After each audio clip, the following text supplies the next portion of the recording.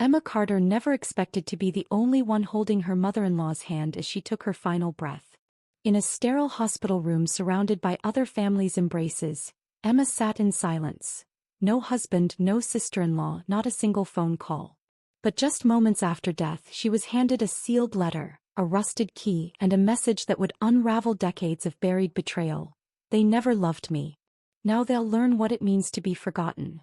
What began as a simple goodbye spiraled into a stunning inheritance, a bitter family war, and a quiet revolution that would turn grief into justice. Through one woman's final act of defiance, Emma would gain a voice, and the strength to finally walk away from everything that once defined her. Where are you watching this video from? Drop your location in the comments below, and get ready for a story that just might change how you see family forever. The room was still. Not in the serene, peaceful kind of way, but in the heavy, suffocating silence that made your skin crawl. The kind of silence where the only sound was the low, unwavering hum of the heart monitor, flat-lined, final, without ceremony. No dramatic beeps like in the movies. Just that sterile, mechanical tone, echoing through the sterile hospital air at 3:42 p.m. I was there. I was the only one. My hands, still wrapped around Margaret's growing cold fingers, trembled slightly as the nurse stepped into the doorway. She didn't speak right away. She didn't need to. Her face held that practiced sympathy nurses wear when death is routine, but never quite painless. "Mrs. Carter," she said gently, clipboard tucked to her chest, "are you all right?" I nodded, though the truth was I didn't know how to answer. The hallway behind her buzzed with life. Families hugging loved ones, children bouncing balloons down linoleum floors, nurses laughing softly at the reception desk. But in this room, in this moment, it was just me. Me and the body of the woman who, for all her distance, had been the only one to treat me with any measure of civility in the past 3 years.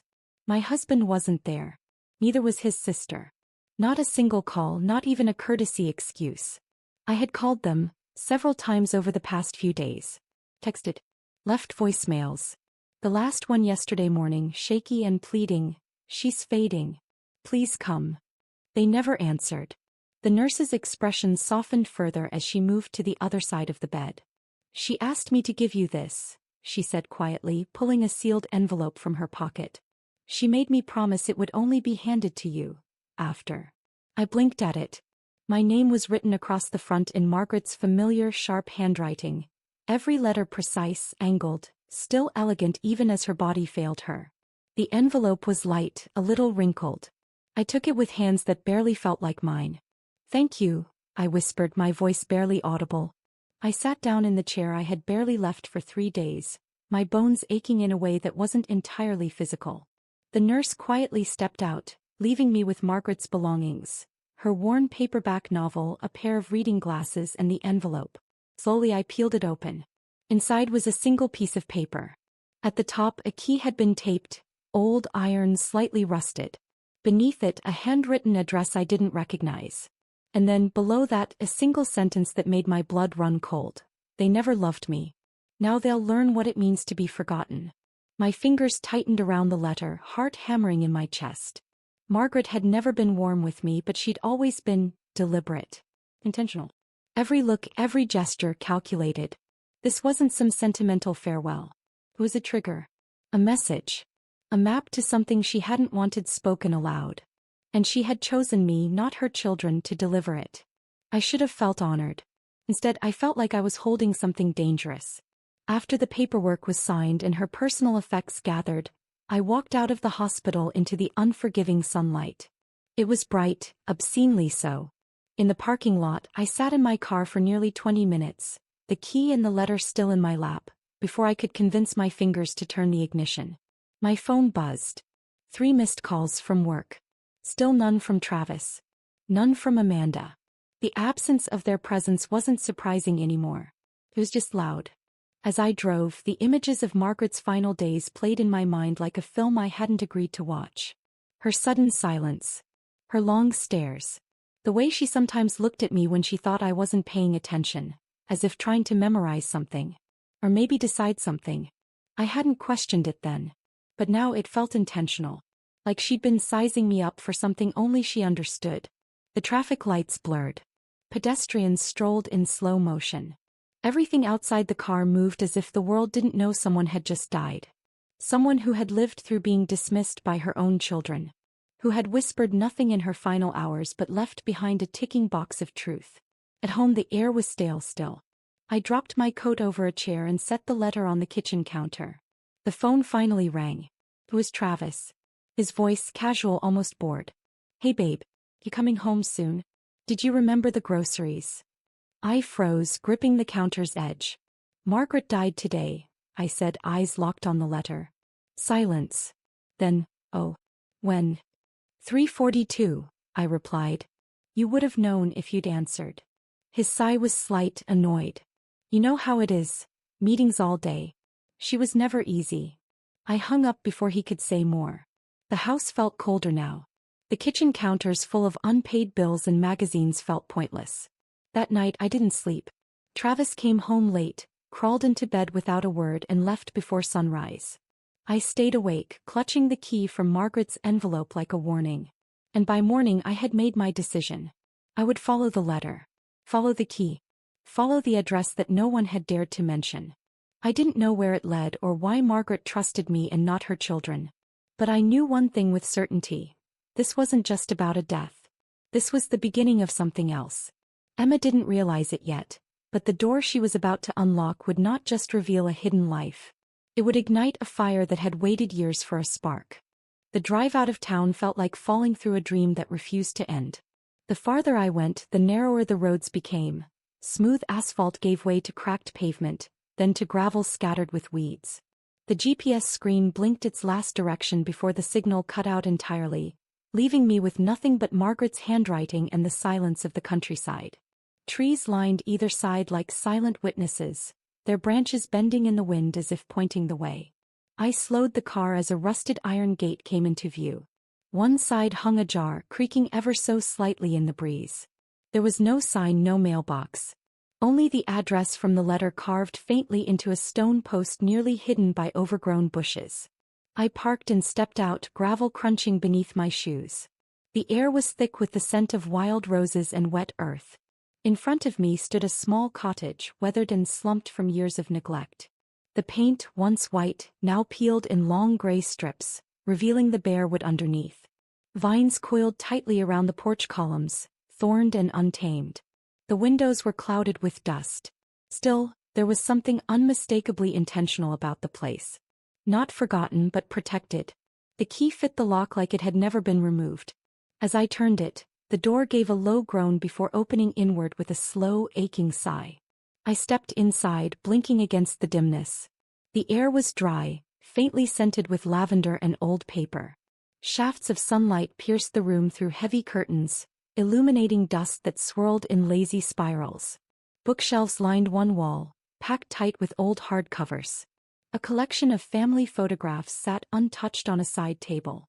A pair of knitting needles rested beside a half-finished scarf on the arm of a faded recliner. Nothing here had been disturbed. It was a time capsule. A space that had waited untouched for a reason. I moved slowly through the house as though my presence might shatter something delicate. In the kitchen the light changed. Sunlight filtered through a cracked window pane, casting soft shadows across the table. At the center, perfectly placed, was another envelope. Cream-colored, sealed. The handwriting on the front was again Margaret's, this time addressed to Keller Legal Services. I stared at it, breath caught in my throat. She had planned every step of this. She had left the key, the address, the instruction. And now this. A letter for her lawyer, waiting in a house that no one else seemed to know existed. The weight of her decisions pressed down on me like gravity itself. Margaret had chosen to die in a facility her children had forced upon her. But this was her real home. Her real life. And she had shared it only with me. I eased into one of the wooden chairs and let my eyes trace the patterns in the worn table. The silence here was different than at the hospital. Not empty but full, of intention, of memory, of things unsaid. The envelope sat before me like a sealed confession. I didn't open it. It wasn't mine to read. But its presence felt alive, buzzing with anticipation. A floorboard creaked beneath my foot as I stood. I wandered back through the hallway, touching things gently, door frames, picture edges, the smooth glass of a lamp base. In the bedroom, a quilt lay folded neatly across the foot of the bed. The closet door stood slightly open. Inside hung a few dresses, each carefully spaced. A suitcase rested on the floor as if waiting to be packed. On the nightstand sat a small photograph of Margaret and a man I recognized only faintly, her husband, Ben, long past. They were young in the picture. Laughing. Caught something in my chest. I returned to the kitchen, picked up the envelope and stared out the window. Leaves rustled outside. The garden had long gone wild, but traces of order remained. Stone borders, faded labels, a broken wind chime tangled in ivy. This house had once been loved. And then it had been locked away just like its owner. Not because she wanted to be alone, but because the people closest to her had decided she didn't matter. The realization struck like a blow. Margaret hadn't shared this place with Travis or Amanda. She had kept it to herself. And now, after her death, she had handed it to me. A stranger by law. A daughter only in name. I didn't know why. Not yet. But I knew this was no accident. When I finally called the number on the envelope, the voice that answered was calm, professional. Keller Legal Services. I introduced myself. My name is Emma Carter. Margaret Walsh, my mother-in-law, passed away yesterday. She left a letter for you. I found it, at her other house. There was a pause. Then the woman on the line replied, voice shifting from formal to familiar. Miss Carter, I've been expecting your call. I'm deeply sorry for your loss. Margaret was a remarkable woman. Could you come in tomorrow morning? There are matters we need to discuss. Yes, I said quietly. Of course. And Miss Carter, she added, her tone grave now. Margaret was very specific. All named beneficiaries must be present. That includes Travis and Amanda Walsh. I didn't reply at first. The line hummed. Finally, I said, I understand. As I ended the call, I placed the second envelope beside the first on the table. The house around me remained still, watching. Margaret had chosen me. And whatever lay ahead, it wasn't just about inheritance. It was about legacy, and the reckoning it demanded. Insurance policies and personal possessions. Silence cracked open. Amanda's voice burst through, first shrill. That's absurd. She barely knew her. Travis stood abruptly, his chair screeching against the hardwood. This is a mistake, he snapped. There's no way Mom meant that. Are you serious? Mrs. Keller remained composed. There is no mistake. Margaret was of sound mind when she made these changes. In fact, she underwent a full psychiatric evaluation the week prior, which confirmed her competency. Travis turned to me, face contorted. You knew about this, didn't you? You manipulated her. While she was sick, confused. I didn't, I said quietly. She never told me. She just asked me to drive her downtown that week. She said it was a doctor's appointment. How convenient, Amanda sneered. The loyal little daughter-in-law act worked perfectly. Well, we'll contest this. Mrs. Keller, undeterred, opened a drawer and pulled out a second folder. Margaret anticipated that reaction, she said. She recorded a video explaining her decisions, which we will provide to the court if necessary. Travis paled. How much? He asked, voice dry. Mrs. Keller glanced at her notes. The cottage alone is valued around $300,000. Her investment accounts total approximately $270,000. Insurance policies, $150,000. Margaret lived modestly but invested wisely. No one spoke. Diane and Eleanor stared at me, not with judgment but something quieter. Maybe understanding. Maybe something like relief. For a moment the room pulsed with something raw. I wasn't sure if it was justice. But it felt close. This is legally binding, Mrs. Keller concluded. Our office will oversee the transfer of all assets. I will now ask to speak with Emma privately. Travis muttered under his breath as he stormed out. Amanda followed, her heels striking the floor like accusations. Diane and Eleanor paused before leaving, each squeezing my hand with silent solidarity. Once the door shut, Mrs. Keller reached into a drawer and handed me another envelope. Margaret asked me to give this to you after the reading.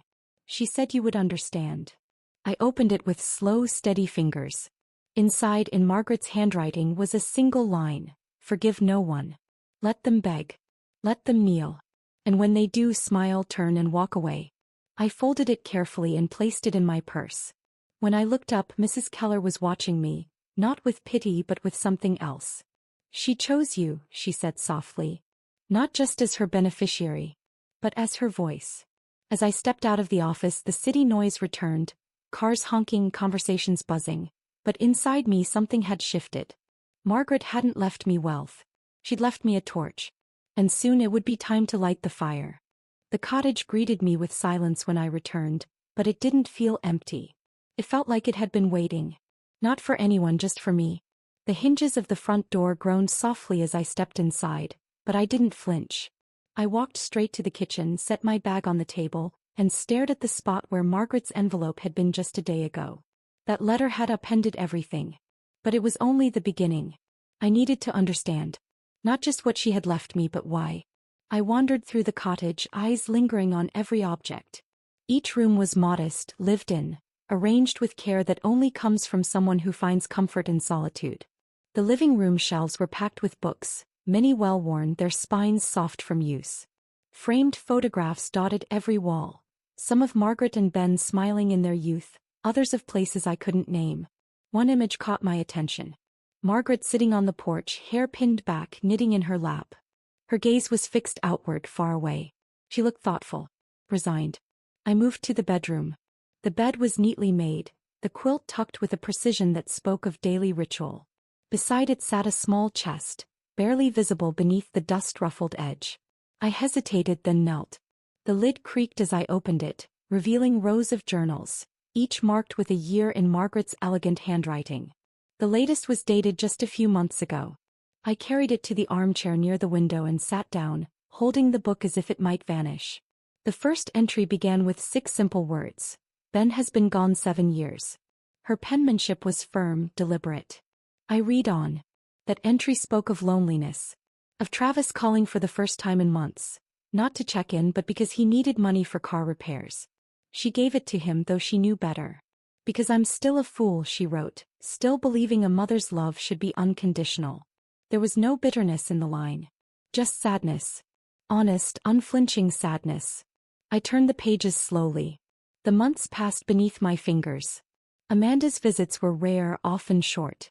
She criticized Margaret's clothing, her politics, her food. "She thinks I'm a relic," Margaret wrote. "Something to be pitied, tolerated, and shelved like an old photo album." There were pages written after holidays. "Made a small turkey. Set the table for 4, though I knew no one would come." Amanda texted from Vermont. Travis didn't respond at all. A quiet ache spread in my chest. This was the life they'd turned their backs on. The mother who had once packed their lunches, waited through curfews, nursed them through fevers. Reduced now to a woman ignored, dismissed, left behind. I closed the journal, the pages soft and warm from my hands. I needed to know more. I returned to the chest and opened a second compartment, hidden beneath a false bottom. Inside were bundles of letters tied with ribbon. Some fraying, others newer. Correspondence between Margaret and Ben. His handwriting sloped and narrow, age showing in every stroke. One letter, dated a few weeks before his passing, was particularly worn. "My dearest Margaret," it began. "The doctor says I don't have much time. I need you to hear this clearly. Our children have become strangers. Not all at once, but through 1,000 small betrayals. You'll be tempted to leave them everything. Because that's what mothers do. But don't. Don't reward silence. Don't fund indifference. Remember what we built. Do what is right. Even if it breaks your heart." I read the letter twice. Then again. The ink blurred slightly from the tears I hadn't noticed falling. It wasn't a whim. It wasn't spite. Margaret had been left behind by the people who should have stood beside her. Over and over again. Her decision to leave everything to me, someone outside the bloodline, wasn't about revenge. It was about recognition. She had seen me sit with her in silence, hold her hand when no one else would. And somehow that had mattered more than years of history. The sun dipped lower outside, casting long golden rays across the floorboards. I gathered the letters and journals and placed them gently back into the chest, one by one. This wasn't just an inheritance. It was a burden, a gift, and a record. Margaret hadn't spoken her pain aloud in life, but she had documented every wound, every abandonment, with the precision of someone who needed to be remembered. I stood, a quiet strength settling in my limbs. The woman I had known in fragments was now forming in full. She wasn't cold. She was deliberate. She wasn't bitter. She was abandoned. And now, through her final acts, she was rewriting how her story ended. My phone vibrated in my pocket. Travis. I stared at the screen. For a long moment I didn't answer. Then I did. Hey, he said. His voice was bright. Too bright. Just checking in. I made your favorite pasta for dinner. If you want to come home. I looked around the cottage. Margaret's real home, now mine. I'll be staying here tonight, I said. There's a lot to go through. He paused. No problem. Maybe we can plan a weekend trip soon. Just us. Like before. Maybe, I said without meaning it. I'll let you know. As I ended the call, I felt it clearly for the first time. The shift. The distance. He was trying now, but not because he cared. He had felt the ground move beneath him. And he was scrambling to hold on. But I had already stepped off that ground. And I wasn't going back. The days that followed were quiet, but the kind of quiet that prickled with anticipation. I spent my time at the cottage reading more of Margaret's journals, tending to the wild garden out back, and sorting through boxes filled with pieces of her life. Old letters, faded recipes, church bulletins with her scribbled notes in the margins. The space felt alive, like it was slowly breathing back into itself after years of silence. And I let it. I gave it time to wake up again. Travis, meanwhile, became someone else entirely. At first it was subtle. He started calling every morning with soft, patient tones, asking how I slept, how I was adjusting. Then came the home-cooked dinners. He left voicemails describing what he'd made, lasagna, chicken marsala, even attempted my favorite soup, which he never used to touch. I never responded. I didn't need to. Each message was more transparent than the last. By the third night he showed up at the cottage. I heard his car pull in around dusk. He knocked politely, flowers in hand, face carefully arranged into a mask of remorse. I thought we could talk, he said. I didn't invite him in. I stepped outside instead, shutting the door behind me. You look good, he said, eyes flicking over me with barely concealed calculation. You've always looked comfortable in peaceful places. What do you want, Travis? I asked. He gave a half shrug, the kind that implied vulnerability but was shaped by habit, not feeling. I miss you. I miss us. I've been doing a lot of thinking. That's not why you're here. His expression faltered just slightly. Fine, he admitted. Things are complicated. The bank's asking questions about the business loans. Without Mom to co-sign. I'm in a tight spot. There was. Finally. The mask peeled just enough to reveal the truth. He needed money. $5,000 would cover the mortgage this month. Car payment too, he added, trying to sound casual. I studied him. Not with the softness of a wife, but with the clarity of a woman who now saw the outlines of a man fully. Your mother left everything to me, I said evenly. You left her with nothing. I'm just following her wishes. His face tightened. She's dead, Emma.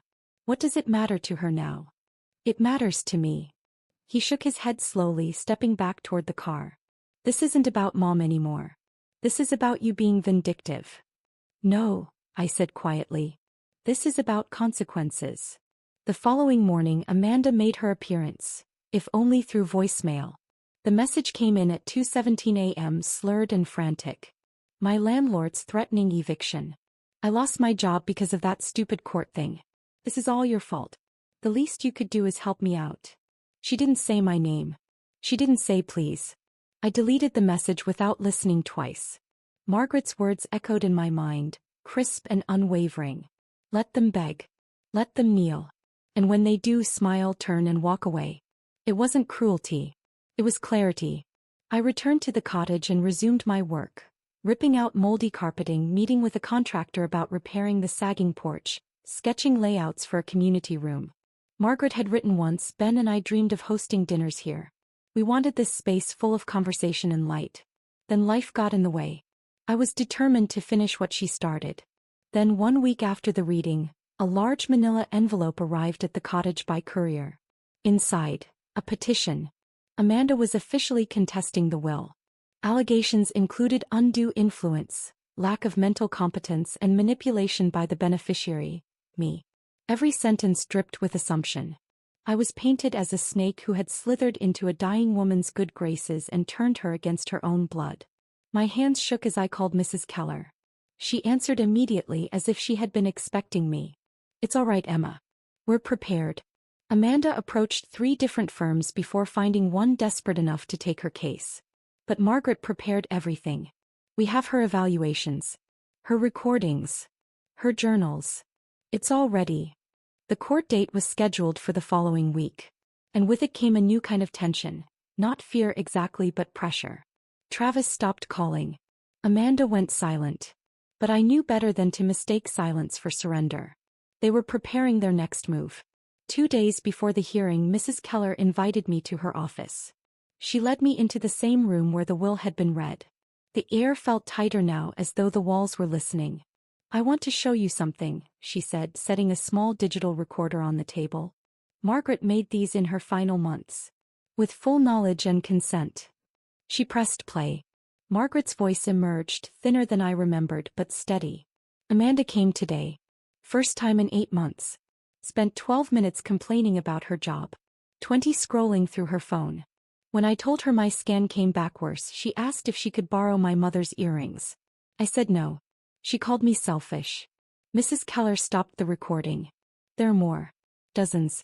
All documented. All time-stamped." I stared at the recorder, heat blooming in my chest. Not from rage, but something deeper. Justification. Vindication. Margaret had known exactly what she was doing. The hearing would be short. The outcome already decided. But still, the truth had to be said aloud. In front of a judge. In front of the people who once thought they could write her off. As I left the office, the city felt sharper. The sky more defined. I wasn't nervous. I was ready. And this time I wouldn't be alone.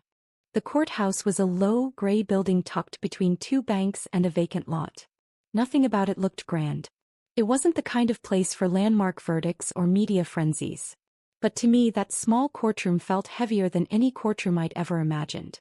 Its air was dry, the carpet worn thin in the middle aisle, the benches hard enough to keep you upright. It didn't need to look dramatic. What it held was far more dangerous. Truth with consequences. I entered with Mrs. Keller beside me. She carried 2 briefcases, a stack of folders, and that same unwavering composure she always wore like armor. I carried nothing but Margaret's letter in my bag. "Forgive no one. Let them kneel." It wasn't legal evidence. But it was mine. And it had guided every step to this moment. Travis sat in the back row, stiff in a wrinkled blazer. He didn't meet my eyes. Amanda sat in front of him, her new attorney flipping through papers and muttering last-minute reminders. He looked young. Nervous. Thin hair, stained cuffs, the kind of desperation that doesn't just take any case. It chases it. Amanda wore her old confidence like a cheap coat, but it didn't fit her the way it used to. Her eyes were wide, restless.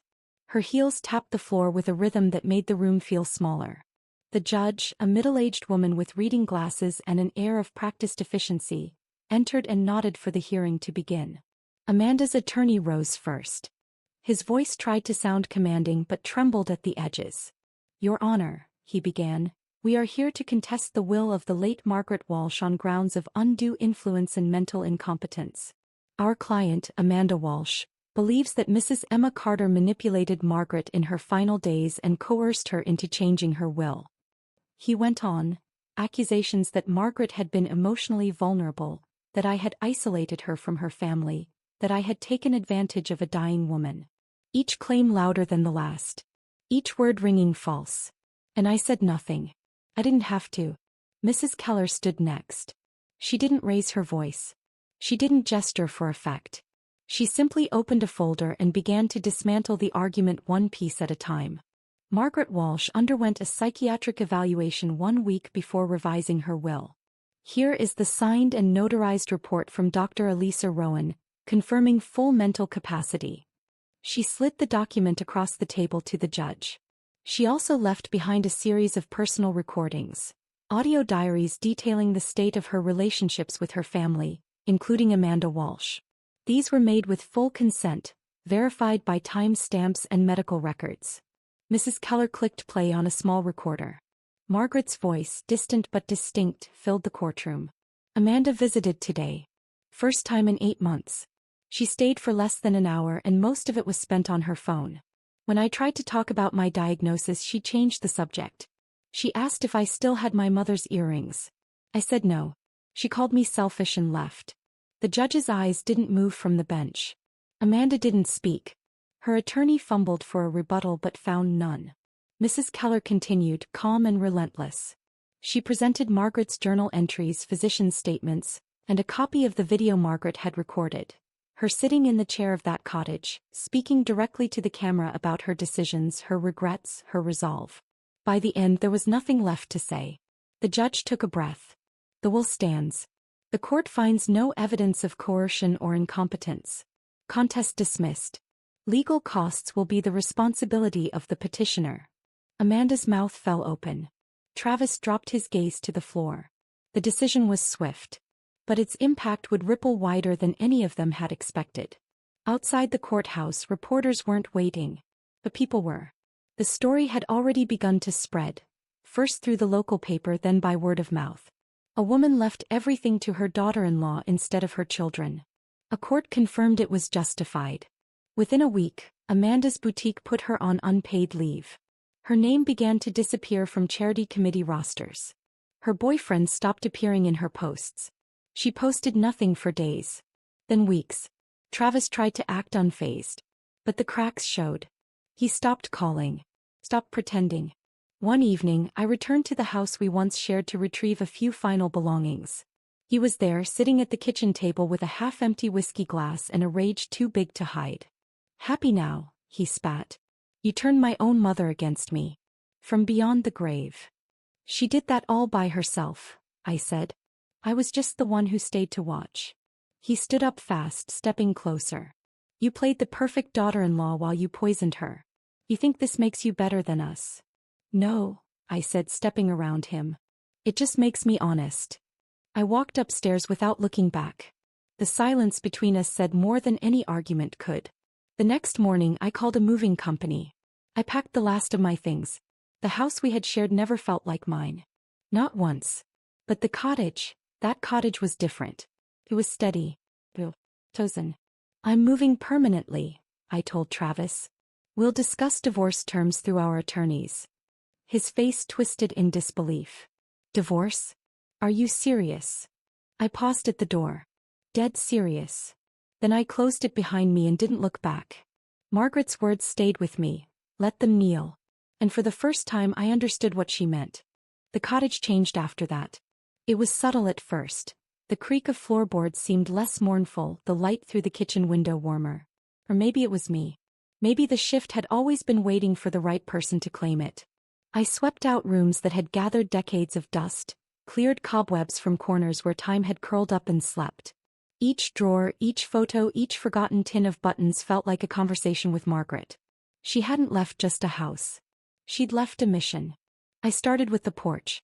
Its boards sagged, some split from rot, others warped beyond use. I hired local contractors, paid them fairly, watched them take care with the repairs like they knew the house mattered.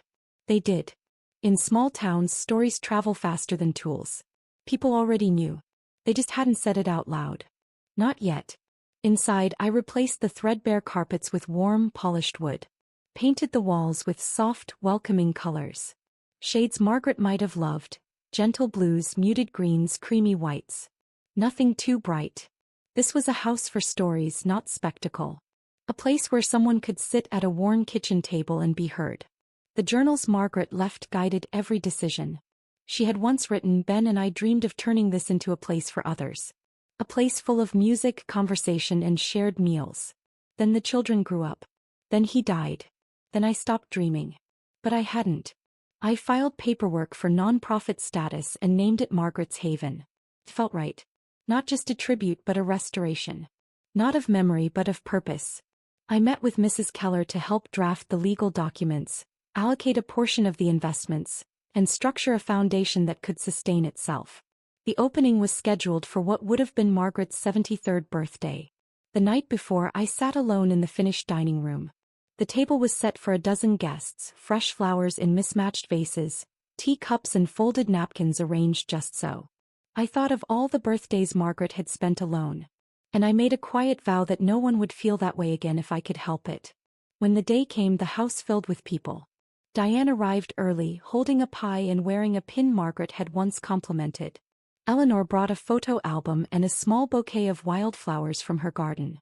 Others came too, neighbors, former church friends, people who had drifted away during Margaret's illness but now returned with quiet steps and tentative smiles.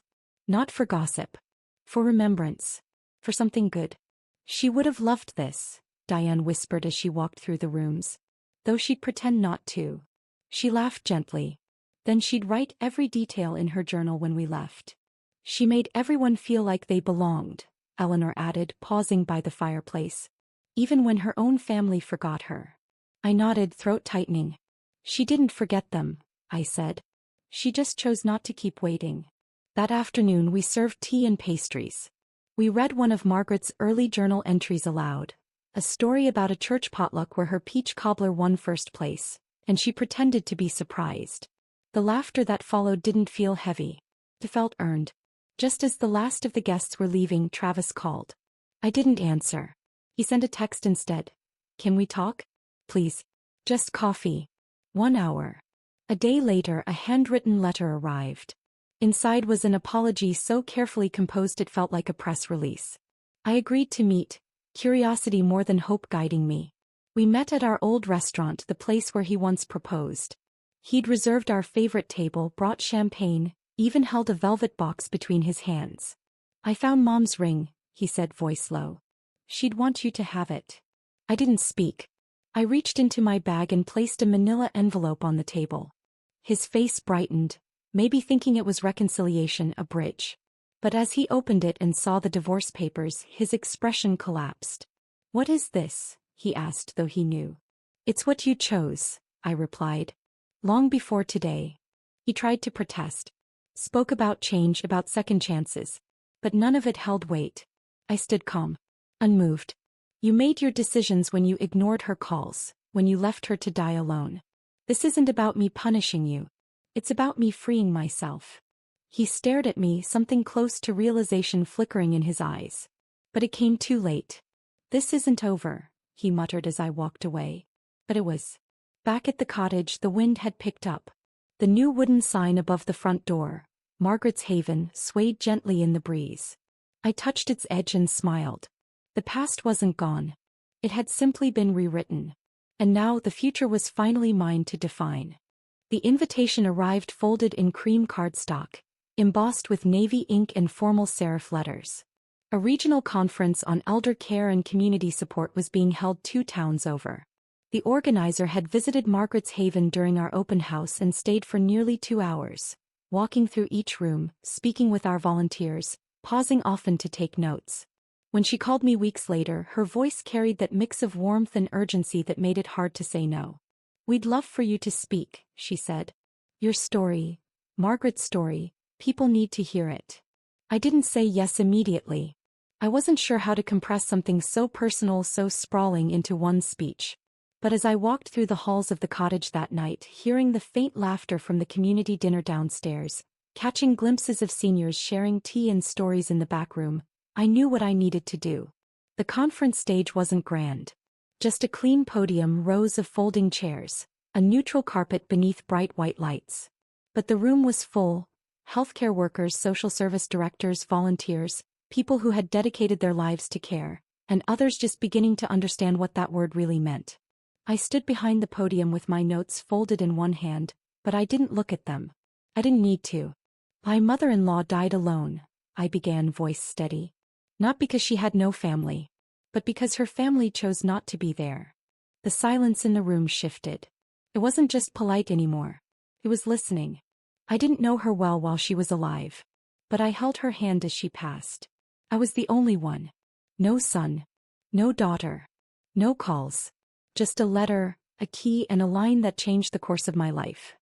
I spoke of Margaret. Of her journals. Of her years of quiet neglect. Of the isolation that crept in not through dramatic abandonment, but through missed phone calls, postponed visits, and indifference masked as busyness. I didn't use her real name. I didn't mention Travis or Amanda. This wasn't about vengeance. It was about recognition. The space we've created, Margaret's Haven, isn't about charity. It's about dignity. It's about seeing the people we often overlook. Listening to the voices we've grown used to ignoring. And most of all, it's about bearing witness. When I finished, the applause came not in thunderous waves but in something better. A stillness, followed by a slow rising wave of genuine, thoughtful appreciation. Afterwards, people came up one by one. A woman told me about her father who passed away in hospice with only nurses by his side. A man spoke of his grandmother, how she had once raised him, only for him to lose touch for a decade. They weren't just sharing grief. They were trying to forgive themselves, or learn how. One woman, maybe in her 60s, pressed a business card into my palm. I'm an editor at Meridian Publishing. Have you considered writing this down? I think the world could use your voice. That night in my hotel room, I opened my laptop and began to type. Not just about Margaret's death, but about the life I only discovered after she was gone. The grief of what we never shared. The power of choosing someone when no one else does. The manuscript took months to complete. But when it was finished, it felt inevitable. I titled it The Letter That Set Me Free. The book was published in the spring. It didn't make headlines, but it traveled, quietly, steadily, through word of mouth, book clubs, hospital waiting rooms. I received letters from readers across the country. Some thanking me, others confessing. Many simply saying, I needed this. Meanwhile, life in the town continued, reshaped in small ways by Margaret's story. Travis moved to Arizona, remarried 6 months after our divorce. His new wife, 24 and fresh from his former company's front desk, was already expecting. Eleanor told me during one of our weekly tea visits. Apparently he's selling cars now, she said, sipping from a chipped porcelain cup. Still telling stories, I'm sure. I only nodded. I felt nothing but a vague pity for the girl who had no idea what she was walking into. Amanda's path twisted darker. She worked night shifts at a roadside diner, eyes hollow, the sharpness that once defined her dulled into something quieter. Diane said she passed her once without a word. Wouldn't even meet my eyes, she whispered. I never responded to their updates. Never followed their lives. I didn't need to. Margaret's final words had become my compass. Smile. Turn. Walk away. The second anniversary of Margaret's Haven arrived on a warm spring evening. We held a small ceremony beneath the massive oak tree behind the cottage. A mural had been painted in the entryway. Margaret and Ben beneath that same tree, laughing, vibrant, young. The crowd stood in silence as it was unveiled. And when they applauded, I imagined her watching. Not with pride, but with peace. That night, after everyone had gone home, I stood beneath the tree with a bouquet of wildflowers in my hands. The same kind she once grew near the back gate. I laid them at the roots and placed my palm against the bark. You were never forgotten, I whispered. And now neither am I. A breeze stirred the branches. Petals lifted from the bouquet and scattered across the grass. I didn't cry. I didn't speak again. I just stood there. Whole. Because in the end, Margaret didn't just leave me a house or a letter. She gave me a voice. A mission. And the freedom to finally become someone of my own making. That I understood now was the true legacy. Not what you leave behind, but what grows after you're gone. And so, what began as a lonely moment beside a hospital bed became the unraveling of an old silence and the birth of something enduring. Margaret's life was marked by quiet resilience, overlooked by the very people who should have seen her most. But in the end, her voice wasn't lost, it was passed on. Through Emma, through the Haven, through every conversation held around that long wooden table, her story lives, not as a cautionary tale, but as a call to see, to choose, and to care before it's too late.